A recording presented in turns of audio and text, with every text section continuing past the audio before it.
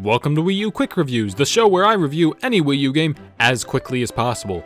Today's game is... Let's get started.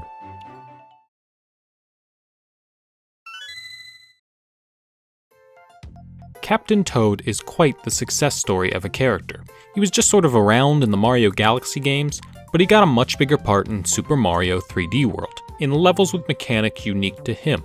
In these levels, Captain Toad couldn't jump, but the player could rotate the mostly box-shaped worlds around and tap things on the Wii U gamepad to help the captain locate green stars.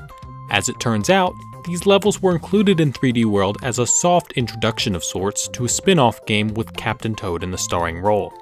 Captain Toad Treasure Tracker was released in December 2014 with vastly expanded mechanics. Levels now strayed farther from the box shapes of 3D World, and Captain Toad could take advantage of more power-ups and mechanics to help with the new optional objectives included in each level, of collecting the 3 gems and completing a level-specific challenge like finding a golden mushroom or defeating all of the enemies. The captain's ability to throw things is also utilized, as a well-aimed turnip can dispatch an enemy or earn a gem. And of course, not every gem is required to progress, but you will need a lot of them.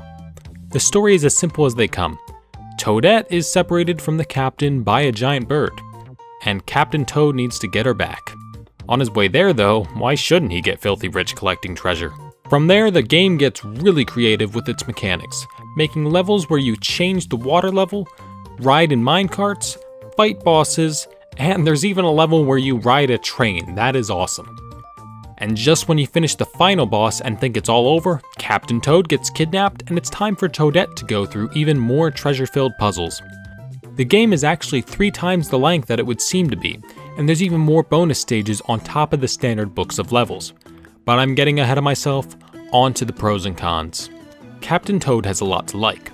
The adorable graphics give the player something nice to look at as they work through the puzzles. There's tons of replayability, from searching for tough-to-find gems and attempting the entirely optional challenges, as well as another objective to find a hidden 8-bit Toad in each level if you own a Toad amiibo. I do not. And Captain Toad continues pumping out unique and creative levels and puzzles from start to finish. The only real negative here is that it may not interest some Mario series veterans because of its puzzle-based gameplay. And there's one other thing. Captain Toad Treasure Tracker has received a port on the Nintendo Switch, and one on the 3DS oddly enough. This port features a brand new control scheme and some extra levels based on Super Mario Odyssey, another game with some Captain Toad appearances. I do believe that portable is the way to go for Captain Toad, as the puzzles are best enjoyed in short bursts, but the Wii U version still holds its own for the arguably better gamepad controls and its exclusive bonus levels in which Captain Toad visits a few locales from Super Mario 3D World, if you have some 3D World save data or finish the game entirely. Overall, Captain Toad Treasure Tracker is a great value. There's plenty to do here for the $13 that the game costs, and the Wii U edition has its own merits that keep it relevant in a world where a Switch port exists. That said, even the Nintendo Switch port is well worth picking up, although you might want to wait for a price drop.